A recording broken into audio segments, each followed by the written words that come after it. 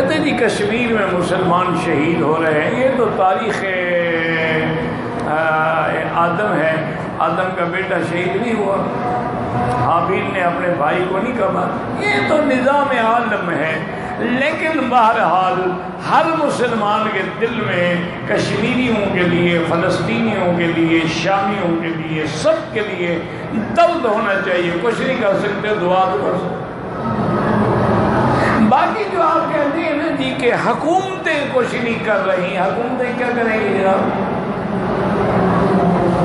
مجھے وہ ذرا طریقہ تو سمجھاؤ کہ حکومتیں یہ، وہ بھی بس بیان دے دیتے ہیں، اقوام متحدہ کو کہہ دیتے ہیں، بڑے بڑے فورم پہ مسئلہ اٹھا دیتے ہیں، اس سے زیادہ تو کچھ نہیں کر سکتے۔ اس لیے کہ جب بھی کسی مسلمان نے کوشش کی ہے تو کافروں کے بعد اتنی طاقت ہے، اتنی قوت ہے کہ انہیں ضرب لگائی کہ تم تو بچانے گئے تھے نا 200 کو، انہوں نے تمہارا 2000 مار ڈالا۔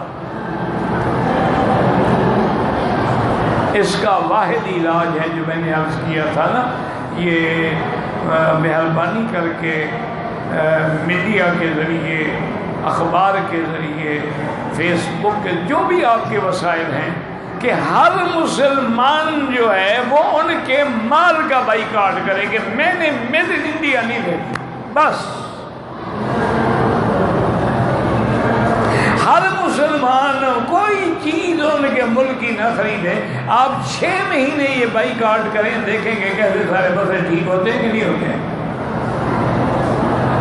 جب ایکسپورٹ رک جائے گی، جب کوئی مال نہیں لے گا، بندروں پہ پڑے رہیں گے، ڈھیر لگ جائیں گے، خراب ہو جائیں گے، تو عقل آ جائے گی۔ ہندو جو ہے نا وہ پیسے کا ہے، اس کو جب تک پیسے کی مال نہ ملے وہ قابو نہیں آتا۔ کچھ نہ کریں آپ، ہر مسلمان صرف یہی فیصلہ کرے، اچھا جی یہ کہ اور میں نہیں استعمال کرتا، اور یار وہاں کا چاول بہت اچھا ہے، حالانکہ وہ وہاں کا نہیں ہے، وہ پاکستان کا چاول ہے۔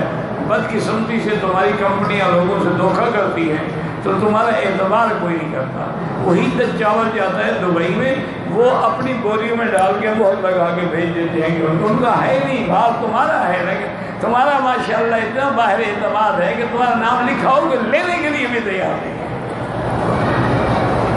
تم نے اپنا وقار بلند کیا ہوا ہے نا جی۔